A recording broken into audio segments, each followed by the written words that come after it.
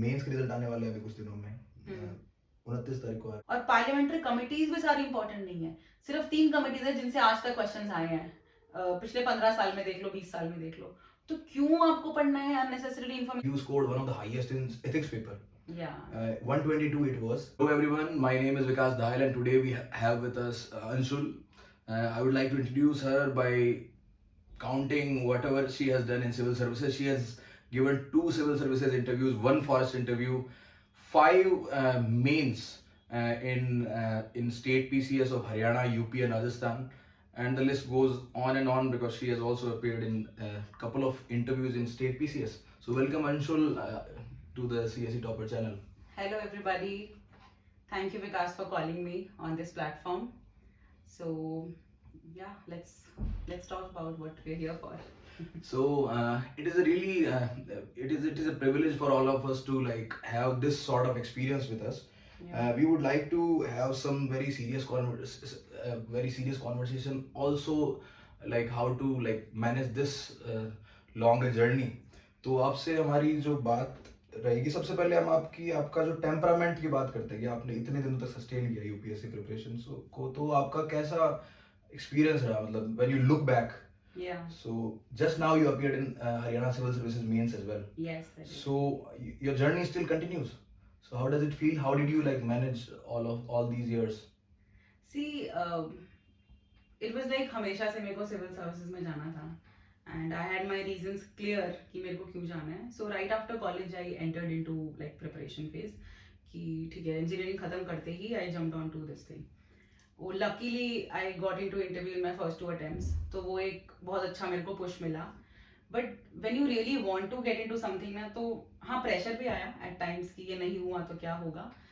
But पता नहीं वो चीज़ कि that I want to get into service, do certain things always got me going. Of course I had my low phases कि interview में पहुँच के भी नहीं हो रहा है, mains लिखे हैं फिर भी नहीं हो रहा है. I did a lot of things, मतलब मैंने अपनी hobbies develop करी, दूसरी hobbies practice करी. I talked to people कि कैसे करना है, कैसे नहीं करना है, learned from my own mistakes. ठीक है, फिर इंशाल्लाह रिजल्ट्स भी मिलते रहे, कुछ लेवल तक तो मिले हैं, चाहे फाइनल नहीं मिला हो. तो it has been a learning journey. मतलब I see it from that perspective instead of कि हाँ एक रिजल्ट नहीं मिला. I see it from a perspective कि मैंने बहुत कुछ सीखा and I am a totally new person now because of the experience that this journey gave me. Anshul, talking about like the journey, one important thing that we talk about in the interview is basically how did you, like we call people CSE toppers of particular subjects maybe. Right. So when I see your marks, I can identify that you scored one of the highest in ethics paper. Yeah. 122 it was, and like can you throw some light upon like what improvements you did after very low score in just the preceding mains? Yes, so ethics initially I was very, वो तभी नया नया subject भी आया था. I think 2013 में आया था, 15 में is when I wrote my first mains. तो इतना नहीं मालूम था कि कैसे वो दैट केस स्टडी वाला पार्ट अप्रोच करना है, क्या लिखना है उसके अंदर. सो आई वेंट बाय जो सब लोग करते हैं, बुकिश जो एक छोटा वाला बुक आता है, याद नहीं आ रहा मुझे किसका आता है, लेक्सिकन जो आता है. उतना ही पता था मुझे, कंटेंट याद कर लो, थ्योरीज लिख दो, एग्जांपल्स कहीं से रट लो, वाली चीजें जो होती थी. So I scored pretty bad. I couldn't complete the paper because of course वो लेंथी होता है, दोनों सेक्शंस में डिवाइड करने जाओ, और एग्जांपल तो सूझते ही नहीं थे मुझे on the spot. First part में एग्जांपल्स पूछे जाते हैं आपसे. So when I scored pretty bad in ethics and I M this person, मेरे को ऐसे अच्छा लगता है कि आसपास क्या चल रहा है ना उससे कुछ सीखो. For some reason I got this inside. मुझे नहीं पता, या तो मुझे किसी ने बताया या फिर मैंने खुद नोटिस किया. So what I started doing was कि मैं अपने आसपास एथिकल एंगल्स देखने लगी थी चीजों के अंदर. न्यूज़पेपर में से अगर मैंने कोई विमेन के बारे में कोई इशू पढ़ा या मैंने कास्टिज्म पे कोई इशू पढ़ा, तो आई वुड लाइक थिंक यार इसका एथिक्स में कहाँ यूज हो सकता है. या फिर सपोजिटली जैसे MS धोनी का सब एग्जांपल देते हैं, but then I would see other players और other people working in their field how well they are doing, तो उनका इमोशनल इंटेलिजेंस का एग्जांपल मैं डाल देती थी. मतलब मैं हर न्यूज को उस तरीके से पढ़ती थी. एज स्मॉल एज इंडिया पाक बॉर्डर पे फायरिंग हुई है, तो उसका मैं क्या एथिकल एंगल डाल सकती हूँ. तो तब ना एथिक्स मेरे लिए बहुत एक इंटरेस्टिंग सब्जेक्ट बन गया. Like ethics was a accumulation of GS 1, 2, 3 used from an ethical perspective. उससे मुझे ये फायदा हुआ विकास कि जब मैं केस स्टडीज करती थी ना, तो मैं उसमें फर्स्ट हाफ यूज कर पाती थी. जब मैं फर्स्ट हाफ करती थी, पार्ट ए करती थी, तो उसमें मैं केस स्टडीज की एग्जांपल्स यूज कर पाती थी. तो उस टाइम नहीं सोचने पड़ते थे एग्जांपल्स मेरे पास लिस्ट प्रिपेयर्ड थी पहले से. And that is what came handy during the exam. Paper भी पूरा हो गया and I could like really tell कि कौन सा एग्जाम्पल कहाँ पे फिटिंग करना है. And the most important part, क्योंकि मैं आसपास की चीज़ों को रिलेट करती थी, तो मेरे हर आंसर में ना कंटेम्प्रेरी एग्जाम्पल जरूर होता था जो आजकल चल रहा है. चाहे एनआरसी चल रहा था, जो ये सीएए वाला डिबेट चल रहा था, सिटीजनशिप अमेंडमेंट एक्ट वाला, तो मैं उसमें भी कुछ एंगल डाल करके I would put it in my exam instead of writing जो रिपीटेड एग्जाम्पल्स होते हैं. तो उससे शायद एक एज मिला मुझे लगता है, that made me score 122. And actually, you also like told me about like using examples from your personal life as well. Yes, I did that. मतलब जब भी perseverance आता था तो I would actually write my own example, not like per se my own. My own से मेरा मतलब of an aspirant, of a civil service aspirant. I would write कि मतलब हम सबसे ज़्यादा perseverance कौन दिखा रहा है, जो 6-6 7-7 साल इस चीज़ में लगा रहे हैं. तो I would put that as an example. और क्या किसी फ्रेंड का मुझे मालूम है जिसने had dealt with domestic violence and stood up for herself, so courage का example डाल दिया. तो I think ethics is a subject जहाँ पे तुम अपनी पर्सनालिटी झलका सकते हो बिफोर द इंटरव्यू स्टेज. तो that is what I did. And you improved your score from 77 to 122, which was a massive jump of I think 50 or more. 50 और marks. Yes. So जैसे हम लोग बोलते हैं कि मतलब doctor Rajesh, when I was interviewing him, he said something very important. He said कि यार content differentiation होना चाहिए. मतलब when the examiner is seeing your copy, right. so आपकी कॉपी में जो चीजें लिखी हुई है, if they are a little different, then आपकी कॉपी को मे भी थोड़ा ज्यादा अच्छे से देखा जाएगा. और अगर जैसे आपने जिस तरह से बोला कि न्यूज़पेपर में से आपने उसको पिक करके, so that was your individual exercise, किसी कोचिंग का वो नहीं था कि मतलब नहीं वहां नहीं, से मैंने कहीं से नहीं. I had my own phone में नोट्स रहते थे. कहीं से भी आसपास मुझे कुछ मिलता था, आई वुड पुट इट, मतलब उस हेडिंग के नीचे एग्जांपल डाल दिया. तो फिर वो आपको याद करने की जरूरत नहीं है, वो इंग्रेन हो जाते हैं, वो निकलते हैं एग्जाम में. And at the same time जैसे वो आप डिफरेंशिएट बता रहे हो कि कॉपी डिफरेंशिएट होनी चाहिए, तो प्रेजेंटेशन तो मैटर करती है. तो आई एम दिस पर्सन, मेरे को फ्लो चार्ट्स यूज करना बहुत अच्छा लगता है. तो मैं एथिक्स में भी यूज करती थी, even if it's a quotation वाला चीज. मतलब आपको क्वेश्चन की डिमांड के साथ साथ ये भी देखना है कि वो क्वेश्चन पूछा क्यों गया है, उसकी क्या कंटेम्प्रेरी रेलेवेंस है, किस लिए पूछा गया है. And the more you differentiate your answer with सब हेडिंग्स, और कोई भी सब हेडिंग नहीं जो कनेक्ट करती हो उस चीज के साथ में. एंड ट्रस्ट मी, एथिक्स में बहुत ज्यादा स्कोप है कि आप like you can come out with a very unique answer. आपको जरूरी नहीं है इंट्रोडक्शन बॉडी कंक्लूजन से जाना है. You can start with a story, you can start with N anecdote and then write points about it, and that's what makes your copy different from other people.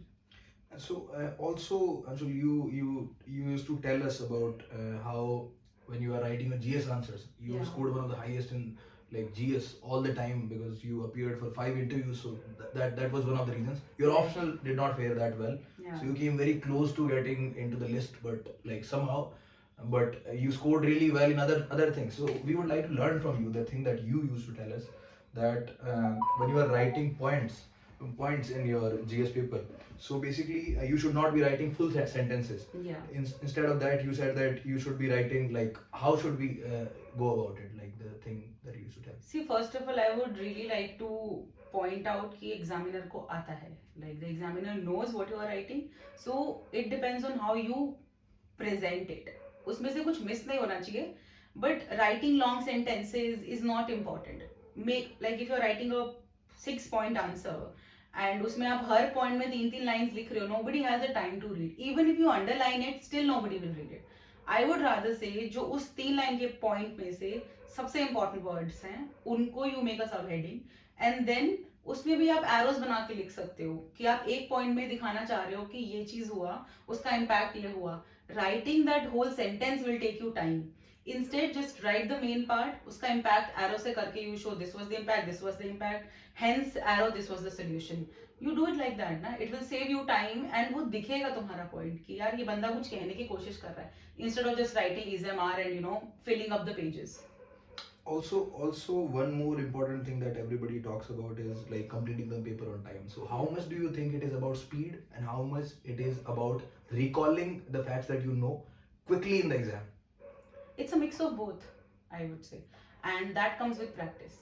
मतलब every time you write the same mains paper, you are going to write it differently. So of course your revision and recalling the facts is important, and speed will come if you know the facts. अगर exam के बीच में you have to think कि यार what to write in this answer, what did I learn, and you try to remember those facts. Like market में इतनी booklets चलती है statistics और ये सब, नहीं याद रहते हैं वो, you can't remember all of them. तो तुमको जो एक डीप बहुत बार रिवाइज की हुई चीज याद रहेगी ना, तो स्पीड भी अपने आप आ जाएगी।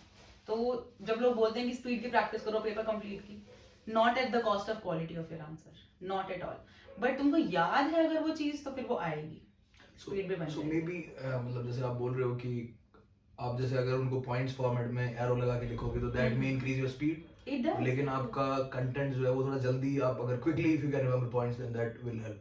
And let me tell you, because लंबे लंबे सेंटेंसेस तभी लिखे जाते हैं जो पॉइंट्स याद नहीं points याद नहीं आते आते हैं। तो also is it about like writing more number of points, or is it about like giving some good analysis? There are like keywords in front of in the end of every sentence, okay, discuss, analyze, critically analyze. What is your understanding of it? Does it matter whatever is written in the end of the sentence?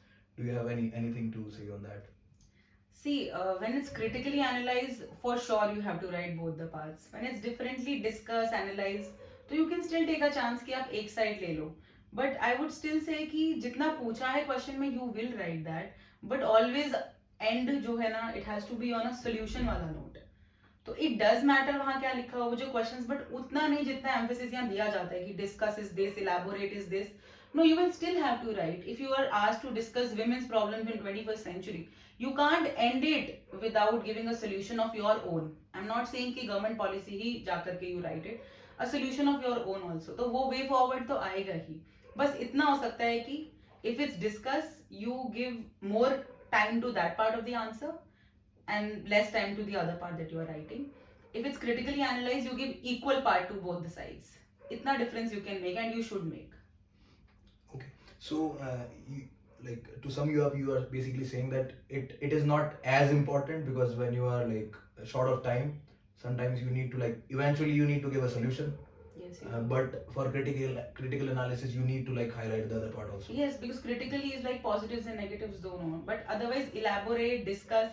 So you can understand the basic grammatical, मतलब इनका vocabulary meaning क्या है, उतना कर सकते हो. Suppose it's elaborate, तो शायद तुमको types में जाने की जरूरत नहीं है. You just define it, whatever it is. But if it's discuss, तो it automatically discuss का माने you have to touch different angles of it. But frankly, for everything I would say, just 2 seconds सोचो why is the question being asked, and hence write accordingly, because mostly it's not current affairs that is asked, it's something going on in the current scenario, उसका basic is asked कि ये news में कुछ चल रहा था, but why was it going on, what is the necessity, तो वो पार्ट टच करना बहुत जरूरी है. और जो कई बार इम्पैक्ट और वे फॉरवर्ड है वो शॉर्ट में लिख सकते हो, मतलब आई थिंक उसी के लिए मैं फ्लो चार्ट्स यूज करती थी mostly. And Anshul, the next question I would like to ask, which is very much popular among the aspirants, is basically how to cover the current affairs. Is current affairs really important? Is it like what is your take on it? My take is basically current affairs, although it is marketed very often by the coaching institutes, etc. Yes. But eventually, when you look at in your prelims paper as well as mains paper, the static. It is very important that you have a good grasp over static. Right. So what is your opinion, if you? So because on a funny note, whenever I come out of my mains exam, I feel ये तो मैं बिना पढ़े भी लिखती थी. You know, that's the experience most of us have. Most of us have. Because वहाँ पे पता है क्या याद आता है, the long term knowledge जो याद कर करके बैठ गई दिमाग में. Because in those 3 hours 20 questions, her question का minute fixed है. You can't supposedly write what you learned in the last 2 months, जो हम booklets पढ़ के और ये सारी चीजें करके रख लेते हैं. करंट अफेयर्स की ना 2 तरीके की चीजें होती हैं. फर्स्ट इज जो हम एनालिसिस की बात कर रहे हैं, यू नीड टू एनालाइज कि ये चल रहा है, इसका क्या इम्पैक्ट होगा.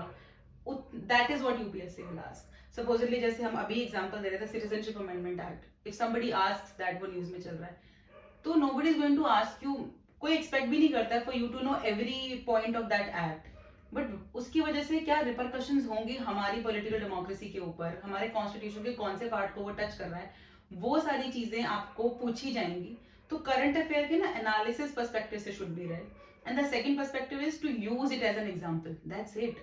So that should be in your mind while you're reading it. Yes. Like according to like just you talked about how ethics you used to like look at everything that is happening Yes, around yes, and yes. trying fitting it into the syllabus and the questions that can be asked. Yes. तो एक चीज मैं हमेशा I was very curious when in my initial attempts, like how much of it is about like actually writing the answers and how much of it is about like studying on a daily basis and brainstorming, like can it be possible? There are a lot of people who say that there are for some people who do not write answers still get into the Right. into the list. And did you like for your own example, did you like do a lot of brainstorming while you're reading something, you're thinking about questions and imagining an answer that should be written, particularly between in those 3 months? So I have not written too many test series कि ये भी join कर लिया, ये भी join कर लिया. I was more of a person question पढ़ा, उसका स्ट्रक्चर बना लिया. Yes, I would really say कि that costed me a little bit of speed because मेरा 20 के 20 questions हर बार पूरे नहीं होते थे, 19 होते थे, 18 and a half होते थे. But I still think PYQ खोलो, previous year खोलो and brainstorm कि ये क्या पूछना चाह रहा है. Because exact question test series से it's not going to come. Your brain needs to have that, वो कहते हैं ना, engine गर्म होना चाहिए for you to come out with something over there. So I still would say brainstorming is more important, and writing one question every day नहीं, मतलब whatever topic you are studying for the day, पहले ही PYQ देखो. That's what I say. Supposedly आप पढ़ रहे हो communalism, पढ़ रहे हो casteism, पढ़ रहे हो social issues, पढ़ रहे हो, questions देख लो and PYQ के, then read it. You will get an alignment कि इस तरह से इसको यूज करना. Right. What we do in the coaching institutes is कि आपको पूरा टॉपिक पढ़ा दिया जाएगा. मतलब it's not a school exam ना कि आपको पढ़ना है.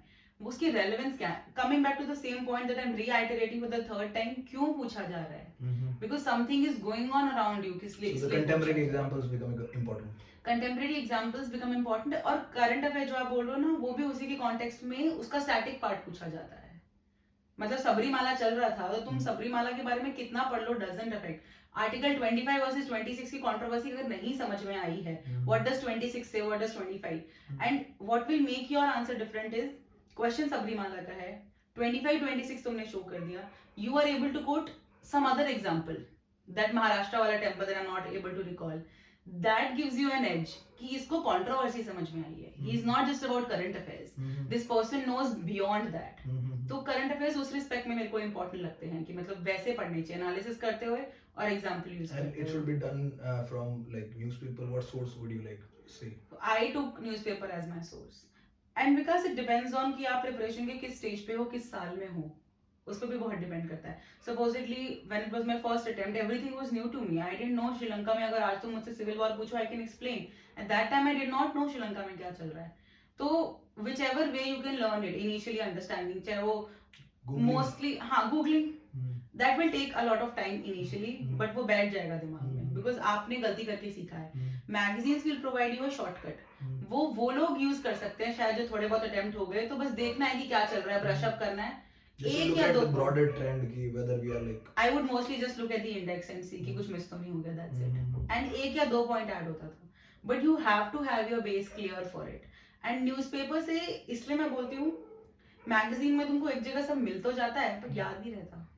But if you read the newspaper today, you read a headline कि श्रीलंका में सिविल वॉर चल रहा है, then you read the editorial part of it कि अच्छा फिर क्या हुआ, देन वो पेज नंबर 11 पे ट्रांसपोर्ट हो जाएगा दैट सेम न्यूज़. तो वो कंटिन्यूटी में ना एक दिमाग में स्टोरी बन जाती है. and the long term memory that you talk about, it goes to that वो एग्जाम में आता है. क्योंकि तुमने स्टोरी की तरह याद किया है ना, तो वो तब याद रहता है. हम लोग को आज अगर कुछ बचपन का हम याद करें, कोई भी आई थिंक हिस्ट्री या ज्योग्राफी की या पॉलिटिकल साइंस की कोई भी चीज याद है, वो इसलिए याद है क्योंकि हर साल हमने वो एक एक लेवल ऊपर तक पढ़ी है, तो वो अभी भी याद है, राइट. बट एक ही जगह पे मिल जाएगा, उसको रट डालेंगे, नो यूज. वो याद नहीं आएगा क्योंकि 7 मिनट का जब आपके ऊपर वो देखा लगेगा बस. देखा लगेगा, मे बी कई बार तो रिकॉग्नाइज भी नहीं होगा, प्रीलिम्स में पूछ लिया नहीं होगा, बिल्कुल नहीं होगा. एक अंशुल, जो आप हमेशा बात करते हो, जिसको एम्फसाइज आपने हमेशा किया कि जब भी आपने दोस्तों से, जो भी रिलेटिव्स है या सबके सामने जो बात करते हैं कि टेम्परामेंट आपका, if you want to play the long game, तो आपका टेम्परामेंट बहुत आपको क्लियर रहना पड़ेगा, आपको ठीक करके रखना पड़ेगा. So what did you mean by when you said that, and like how did you improve your temperament? Can you talk about that? Yes. So see, this exam takes a long-term effort, which is for sure, and you still might not get the result. So you वो सीख जाओगे, मतलब वो होता है ना कि हाथ जल के ही इंसान सीखता है, but we are here to tell people कि यार तुम मत जलाओ हाथ, हमने जला लिए तो थोड़ा सा सीख लो, like that. So like people will be, so मेरा फर्स्ट इंटरव्यू कॉल आ गया, so the whole family was like चलो let's celebrate and all, but that's not the final result. You feel bad.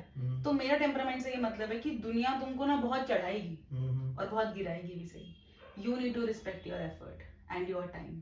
So I have seen that phase where you like everywhere it's like चलो इसका तो rank आएगा, इसका तो rank आएगा. Prodigy first attempt interview, Yes. second attempt interview. उसमें कुछ लोग हवा में भी उड़ जाते हैं, हाँ. but the self critique that I was, I would like अरे नहीं नहीं रैंक तो नहीं आई ना, रैंक तो नहीं आई ना, and then you get desperate. You start proving it to the world कि देखो मैं करके रही हूँ. And then coaching में जा रहे हो तो आपका एक जोन ही इतना बन जाता है कि इस जोन में टॉप करके दिखाना है. You need to get up every day and study. But at the same time think it's a part of life, it's not your whole life, and I'm sure ये सबको पता है. But by experience I'm saying हमें लगता है कि 2 घंटा waste हो गया, 3 घंटा वेस्ट हो गया. Look at the larger picture. आप एक हफ्ते में 4 ही दिन पढ़ सकते हो at max, 5 मैं बोलूंगी. तुमको सैटरडे संडे को नहीं पढ़ा जाएगा तुमसे. तो don't get into guilt. Guilt is the worst. मतलब guilt is the enemy of a preparation that has to go a little longer. It is I would say it is true for people who are working hard. There are many people who do not have the guilt. So like it should be moderate, I would say. हाँ, मतलब कुछ लोग बोलते हैं कि fear और guilt तुमको action लेने पे मजबूर करता है. हाँ बिल्कुल करता है, बट वो तुम्हारा स्टैंडिंग पॉइंट नहीं हो सकता एक्शन लेने का कि मैं fearful हूँ इसलिए पढ़ लेता हूँ. अरे पर 2 घंटे में fearful हो गए तो क्या करोगे? तो उस दिन वो 2 घंटे में भी टेम्परामेंट ही काम आता है. लाइक ये ठीक लग रहा है मुझे, बट नहीं मुझे लग रहा है कि ये दोनों हो सकते हैं. ट्रस्टिंग योर सेल्फ किया, जो तुम पढ़ के आए हो, जो तुम सोच रहे हो वो सही है. और मेंस में तो उतना ही चांस है तुमको अपना आंसर लिखने का. सो मेरा कहने का मतलब है कि बहुत ज्यादा सेल्फ क्रिटिसिज्म आता है इस प्रिपरेशन के अंदर. मुझे लाइक लास्ट अटेम्प्ट तक भी आ रहा था. Even when your like family is very supportive and everything, like there are like number of people जिनको बाहर से भी criticism आता है. और फिर आप एक देखते हो कि जिसका सपोर्टिव भी है उसको भी ऐसा है कि प्रेशर आता है. प्रेशर खुद से ही रहता है यार कि मतलब आई am not doing that well. Right. So both ways, मतलब प्रेशर भी आता है and at the same time आप ना एक प्रूविंग गेम में लग जाते हो. वो सबसे बड़ा पिटफॉल है, गिल्ट और proving game. The moment you enter into proving game ना, you lose track of what you were here for. And please everybody has to understand, होगा या नहीं होगा ये 2 ही आउटकम्स है. तो उसके ऊपर मतलब लाइफ देने, give life to this exam and this preparation. But I hope I am making sense here कि उसकी वजह से ना ऐसे नहीं हो जाना है कि अब कुछ नहीं कर सकते हैं लाइफ में. People still can. Basically, can you elaborate on like having this dilemma, like everybody has this dilemma कि मेरा plan B क्या होगा? So how much important do you think the plan B is? Or like how should somebody who has given like couple of attempts, 3 attempts right now, they must be thinking about it. IGNOU से MA कर लें, ये कर लें, वो कर लें. आपने खुद लॉ करा बहुत लेट. हमने इग्नू से एमए भी करा. इग्नू से एमए भी करा. तो now she is an advocate और जिस तरह से वो आर्ग्यू करते हैं, I think she will be a great advocate. अगर वो इधर उधर कहीं ब्यूरोक्रेसी में जिस तरह से मेंस लिख रखे उधर नहीं गई तो still she is an advocate. So what do you think, मतलब आपने जो लॉ करा था आपने पहले कर लेना चाहिए. What would you suggest to somebody? ये ना it's वो कहते हैं ना to each his own. It's a part of the journey. For some people अगर आपको लगता है कि if you'll have a plan B that will divert your mind, then don't have it. Initially I did not have a plan B. तो मेरा mind diverted उस time पे नहीं था. But there are times when you think यार I am getting deeper and deeper into this hole and I don't know how to improve my marks और how to prelims कैसे निकालूं या mains कैसे निकालूं या इंटरव्यू में नहीं हो रहा है. And see I am a believer of कि तुम्हारी गट वॉइस तुमको ठीक बोलती है. सो अगर तुमको लग रहा है कि you should be working because उसकी वजह से तुम्हारा कॉन्फिडेंस लो रहा है. Like my confidence was initially low because I thought कि मेरे पास कुछ और नहीं है लाइफ में करने के लिए. इनिशियली मेरा मतलब 3 साल बाद, like after giving my 3 attempts, I felt I should be doing something. That's when I did MA. So there is no right or wrong strategy about it because कि अब कर लेना चाहिए या नहीं करना चाहिए. I have no regrets of giving 8 years to this preparation and then starting as an advocate freshly at this age after 8 years of my giving to the preparation. At the same time, कुछ लोग job के साथ साथ करते रहते हैं. Because of their job, they are not able to give time. To them, I would say कि रज के फिर एक attempt दे लो. Like leave your job when you really want to give it, then give it. मतलब life में ना कुछ छूट नहीं रहा है, मतलब ये भ्रम है जिसमें हम जीते हैं कि छूट जाएगा, हम लेट हो जाएंगे. In the longer scheme of things नहीं. मतलब if it's your passion, give it your full. दे दिया, 2 बार दे दिया, 3 बार दे दिया, 4 बार दे दिया, 5 बार दे दिया, अब लग रहा है कि I need something to hold on to be confident enough, start doing that. And क्योंकि 3-4 अटेम्प्ट के बाद I think you don't have to study like 16 hours a day every day the whole year. You know what to do, बस वो practice करना होता है. तो ये एक वन फिट्स ऑल अप्रोच नहीं हो सकती, one size fit all approach.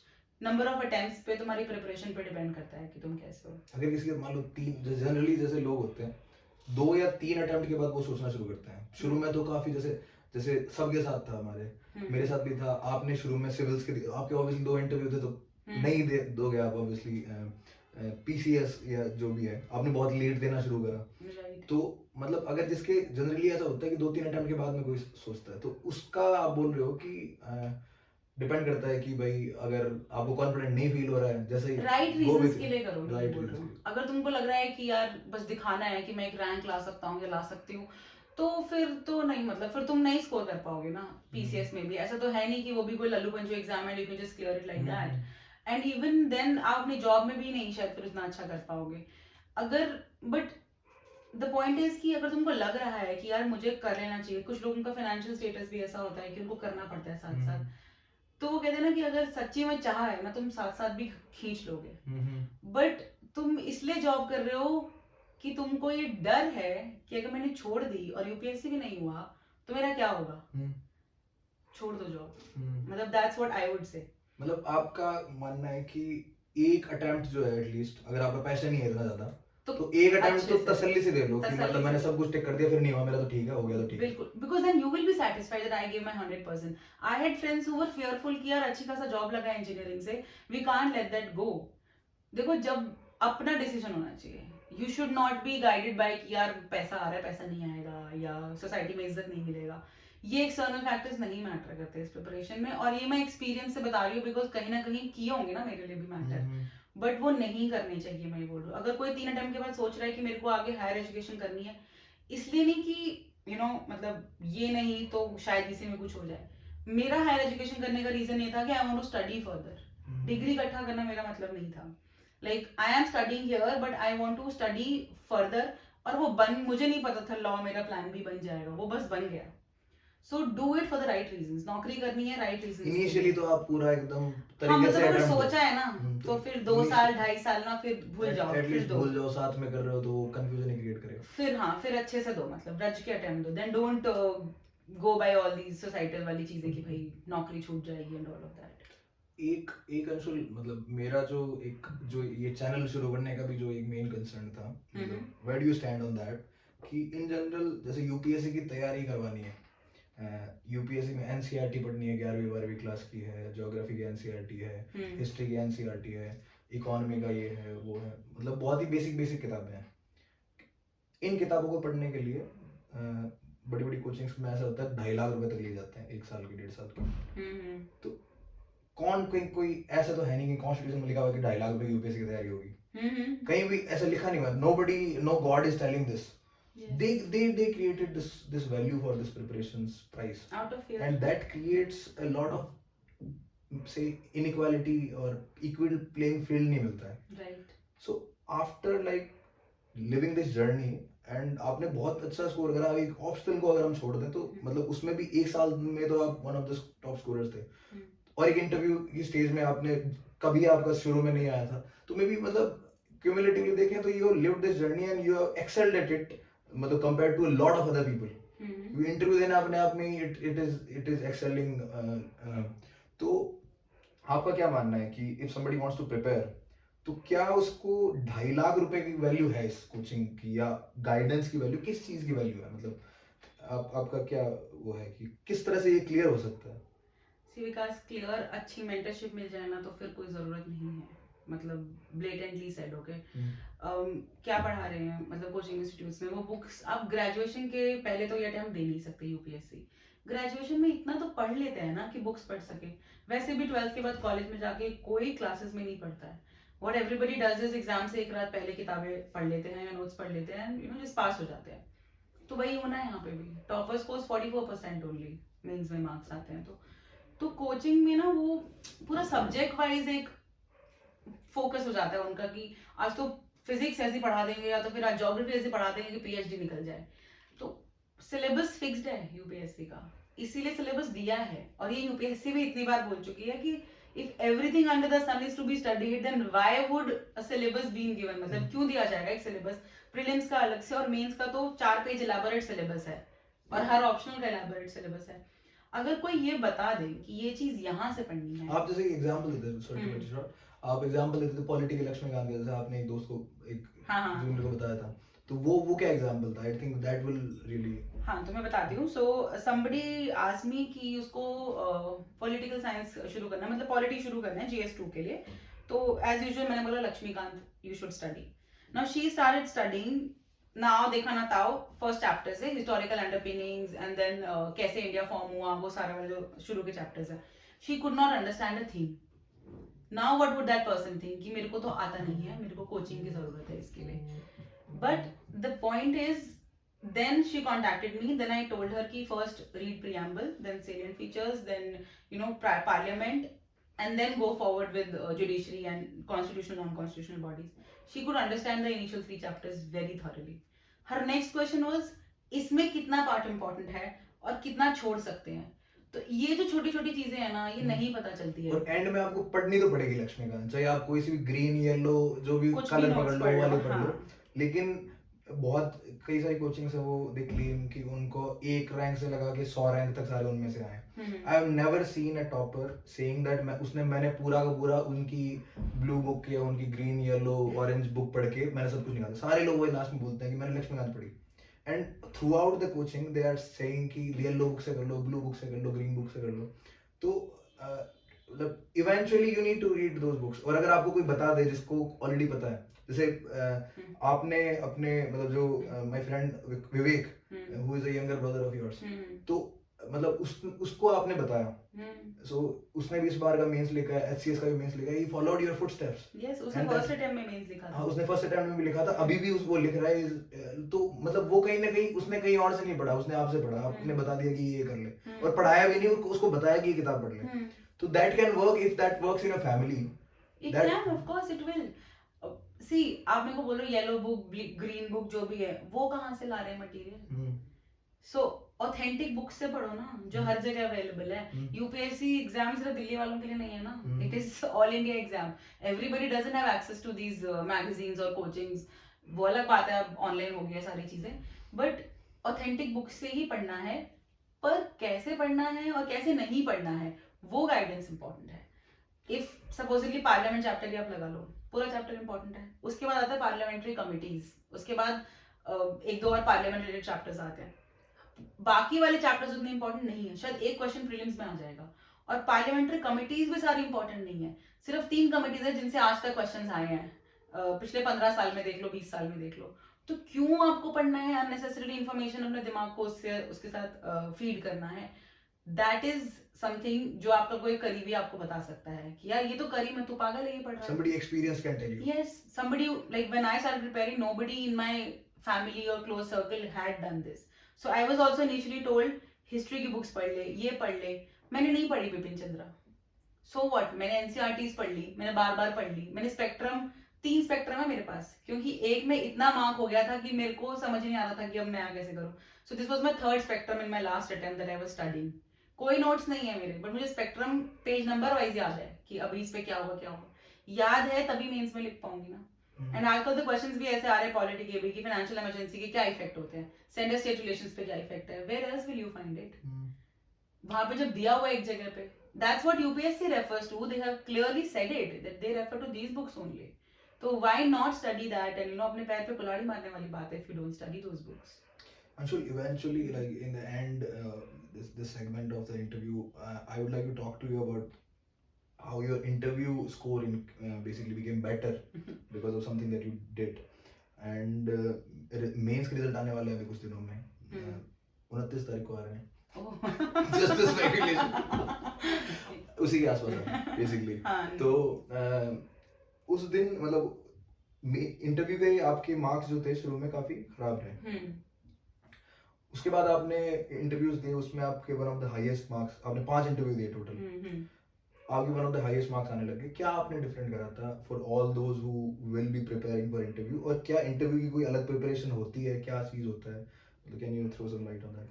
Yes, so interview has been the black dot in my preparation since starting because mains clear हो रहा है, फिर everybody would say interview में रह जाती है, but it was of course a cumulative thing. So the pressure, जो मैं बोल रही हूँ ना, preparation का starting is temperament, the whole temperament takes you along. So I had this pressure कि I'm sitting in front of people who are going to judge me because they want to recruit me or not recruit me. Secondly, अगर मुझे कोई question नहीं आता है तो कैसे नहीं आता है, मुझे कैसे नहीं आ सकता है? when I have reached till here I should be knowing everything.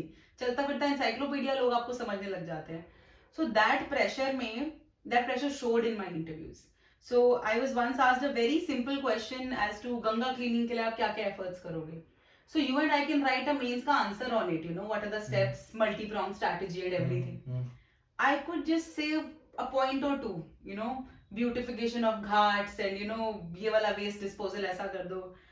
And मुझे पता लग गया था मैंने गंदा आंसर दिया है. And that showed in the face as well. Yes, and the second question, जब उन्होंने मुझसे पूछा कि अगर ताजमहल के बाहर गरीब बच्चा आपसे पैसे मांगे तो आप क्या करोगे, something like that, situational question, मेरा दिमाग अभी गंगा घाट पे चल रहा था. क्योंकि you were like या कि मैंने गंदा answer, yes, I wanted to be perfect and I wanted to give the best answer possible.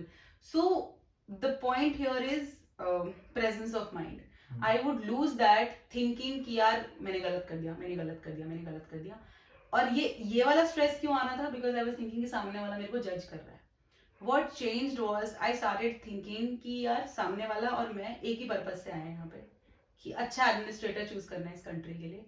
So let me just enjoy this conversation with them. When I did that, they tried to, you know, मुझसे बहुत ही funny सवाल पूछे उन्होंने, and बहुत ऐसा भी हुआ fraction of second के लिए कि मैंने ज्योग्राफी ऑप्शनल होते हुए ज्योग्राफी का बहुत टुच्चा क्वेश्चन गलत बता दिया. शायद ट्रॉपिक ऑफ कैंसर 23.5 को मैंने 23 डिग्रीज बोल दिया. I am like saying it here कि मैंने इतनी छोटी सी गलती कर दी. And I was like how could you do this Anshul? But the next moment I was like अरे नहीं कॉन्वर्सेशन एंजॉय करना है, we are here for the same purpose. Then they asked me अच्छा फ्रीडम फाइटर्स के नाम बताओ, and I played along in the conversation. So the way and the perspective with which you look at सामने वाला made a difference. So जिस frame of mind से मैं देख रही थी, frame of mind was ये मेरे को जज करने बैठे हैं, I scored bad. When the frame of mind was we are here for the same purpose, I scored good. तो पहले बेसिकली आप सोच रहे थे कि you should be infallible, कि आप तो वो ऐसा perfect, मतलब ऐसा तो you know like what you just said, perfect and infallible, कि वो गलत हो ही नहीं सकता. तो बेसिकली आपने वो माइंडसेट छोड़ दिया कि अच्छा ये भी इंसान है, मैं भी इंसान हूँ, ये भी सवाल पूछे मैं जवाब. वो बस टेबल के उस तरफ है, मैं टेबल के इस तरफ. बस कन्वर्सेशन आपने एंजॉय करा. Yes, very simple advice. People से कि आप ऐसे समझ लो कि आप ऑलरेडी ऑफिसर हो. मैंने वो भी कोशिश करा. समटाइम्स उसका भी प्रेशर आता था कि अगर मैं ऑफिसर हूँ तो मेरा आंसर ऐसा निकलना चाहिए. You know my answer should talk of an officer, I should walk like, I should dress like an officer. कई लोग ऐसे बोलते हैं, ऐसे मान लो कि आपके दादाजी बैठे हैं सामने, उनसे बात कर रहे हो. कई लोग का अलग जिसके लिए जो वर्क करता है. मेरे लिए एक ये चीज वर्क करी थी कि उनको वो मेरी जिंदगी में कुछ कंट्रीब्यूट करेंगे बाय दिस कॉन्वर्सेशन. उन्हें भी याद रहना चाहिए था कि एक बंदी आई थी, वो हमारी लाइफ में कुछ कंट्रीब्यूट करके गई. तो जब मैं वो जजमेंट से पर्सपेक्टिव कंट्रीब्यूशन की तरफ लाई ना, सारा स्ट्रेस ही चला गया. क्योंकि जब आप किसी को कंट्रीब्यूट करते हो ना, आप स्ट्रेस नहीं होते. Like this work that you are doing, you are totally about कि I want to bring out people जिन्होंने किसी लेवल तक अचीव किया है, so that other people can be mentored by them, right? तो तुमको नहीं स्ट्रेस है कि 4 लोग आएंगे कि 50 लोग आएंगे, you just want to do it. तो when the whole perspective is something else, किसी के लिए शायद वो एंजॉयमेंट हो सकता है. एंजॉयमेंट में कई बार हम थोड़ा ज्यादा ही एंजॉयमेंट हो जाता है कि यू मिस द मतलब इज्जत से बात करना तो जरूरी है, बट प्रेजेंस ऑफ माइंड मेरी उसी से आई थी. मतलब आई कुड गेट बैक, ऐसे नहीं अंशुल दिमाग में नहीं जाना, get back, you know. Now next question is ozone hole, next question is Antarctica में क्यों लंबा है. I remember the whole interview now. तो वही चीज थी. जब कोई वियर्ड क्वेश्चन, कोई ऐसा क्वेश्चन था जो क्लिकबेट बन जाए, बता दो कोई सा. बहुत ही वियर्ड क्वेश्चन ये पूछा था कि अच्छा ज्योग्राफी ऑप्शनल है. मैंने बोला हाँ. तो बोले वो गोला सा होता है ना, वो हम मार्केट में देखे थे, वो टेढ़ा क्यों होता है और वो कितना टेढ़ा होता है. ही मेंट ग्लोब का जो इंक्लिनेशन है, that's where I did the degree वाला पार्ट रॉन्ग, कि वो 66.5 होता है, मैंने कुछ और बोल दिया ऐसा करके. तो वो मस्ती कर रहे थे एंड दे वर लाइक वो गोला क्या उस पे चोट लग गई थी इसलिए टेढ़ा हो गया, you know, somebody it fell from somebody's hand, या वो ऐसा ही होता है, तो आप सोचने लगते हो कि यार ये क्या बोल रहा है, you know. So and trust me, the whole माहौल of interview is never heated. बहुत आराम से शांति से आपसे बात करते हैं. एंड सेकेंडली मेरे को नो बोलने की आदत नहीं थी. मुझे लगता था मुझे सब आना चाहिए, तो जब मुझे नहीं भी आता था तो I would make a fool of myself and but not say no. तो वो भी एक बहुत जरूरी है कि आपको नहीं आता तो इट्स ओके, नहीं आता है. So I think this thing worked for me, and then I could, you know, वो कलम खटा मेरे से bad interview scores का. So yeah, I think this can work for people कि आप ये मत समझो वो आपको जज करने बैठे हैं. And also one more thing about the interview part, one important element that you added here कि आपका वहाँ पे stress management आपको एक तरह से करना है, और दूसरी बात है you should be true to like yourself, और आपको जो आ रहा है नहीं आ रहा नहीं आ रहा, be honest वगैरह वगैरह. इसके अलावा मतलब जैसे जब अभी जो लोगों का रिजल्ट आएगा तो कई लोगों के इंटरव्यू 1 महीने बाद होंगे कहीं, तो मतलब what should be the if somebody qualifies and also जो समबडी डजंट क्वालिफाई, तो उन दोनों का क्या रिएक्शन रहना चाहिए after like seeing this journey for like 8 long mains attempts, मतलब what would you advise to somebody, both of them? See, if you want to prepare for the next attempt, take a 10-day sabbatical, start studying again. घूम फिर के आओ, whatever जो तुमको अच्छा लगता है start doing that. If you're not clearing it, if you're clearing it, still 2-3 दिन घूम फिर के आओ, and then I would say शीशे के सामने practice करो. More than going to interview mocks, catharsis करके एक चीज होती है, जो लोग ड्रामा स्कूल जाते हैं ना, उनको ये चीज करवाई जाती है ताकि उनकी ना इनहिबिशंस खुले. लाइक उनको बोलते हैं कि साड़ी पहन के मार्केट में घूमो, टॉक टू रैंडम स्ट्रेंजर्स, उससे ना तुम कॉन्शियस होना बंद होते हो. So I used to do this very little, but this worked for me. Mirror practice करो जिसका इंटरव्यू है. तुम अगर मिरर वाले बंदे को सेटिस्फाई कर पाओगे ना कि हाँ भाई बॉस मैं बढ़िया कर रहा हूँ, then there is no going back. You should be asking questions to yourself. Questions पूछो. I am telling you because अपना इंट्रोडक्शन देने में ही बात लग जाती है कि मैं कौन हूँ, मैंने क्या पढ़ाई किया. Because see you prepare for every question out there, but जैसे ही इंटरव्यू जाके पूछते ना introduce yourself, you start fumbling in your school's name also कि आपने कहाँ से पढ़ाई की है. And that is the golden opportunity to catch interviewer's attention कि क्यों बता रहे हो स्कूल नेम, वो तो लिखा है ना तुम्हारे डैफ में. टेल ना, you know, I do poetry, I love to go on historical walks, maybe your interview goes there. You can make the interview the way you want it to be. Yes, and उसकी practice सबसे बड़ी mirror work.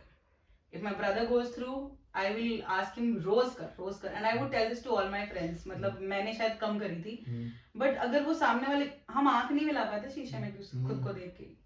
हाँ जब बोलते हैं तो कई बार कितनी देर हम शीशा देखते सिवाय बाल बनाने के. हाँ आंख तो नहीं देखते हैं. नहीं देखते.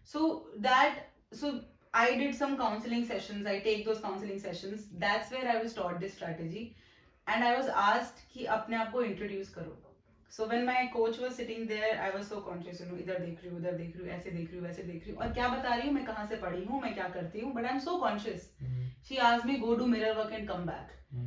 And I was comfortable. जैसे अभी हम बैठे हैं आराम से, मुझे कोई ये नहीं है ना कि मुझे यहाँ कोई जज कर रहा है कैसे. Do mirror work, रोज करो, because mock में भी ना थोड़ा सा बनावटी हो जाता है. Once I was told in a mock कि you're pretty confident for a girl. I was like, what is that supposed to mean? That is. And I became so underconfident in my final interview कि मैं कहीं ज्यादा loud ना दिखूं, because आपको ऐसा लगता है कि यार ये जो बोल रहे हैं ना मुझे सब tick boxes करने हैं to clear the interview. जैसे coaching, like why do people come to foundation courses? कि ये कर लिया तो हो जाएगा. That FOMO, fear of missing out. Same happened with me. ये इंस्टीट्यूट में भी मॉक देना है, ये भी देना है, यहाँ रिटायर्ड IAS ऑफिसर आएंगे, ये आएगा. With due respect, they do whatever the work they are doing, but हम उसको किस तरह से perceive करते हैं. And I started talking like, you know, धीरे बोलो, and final interview में आवाज नहीं निकल रही थी. तो अपने आप को जानने का सबसे अच्छा तरीका है do the mirror work. When you become comfortable with that, फिर तो किसी के सामने बोल लो. तो सही बातें होंगी सारी की सारी. मेरे ख्याल से 5 इंटरव्यू दिए इन्होंने और ये मेरे ख्याल 6वां इंटरव्यू है. तो so this was great. I think आप सब ने कुछ ना कुछ सीखा होगा.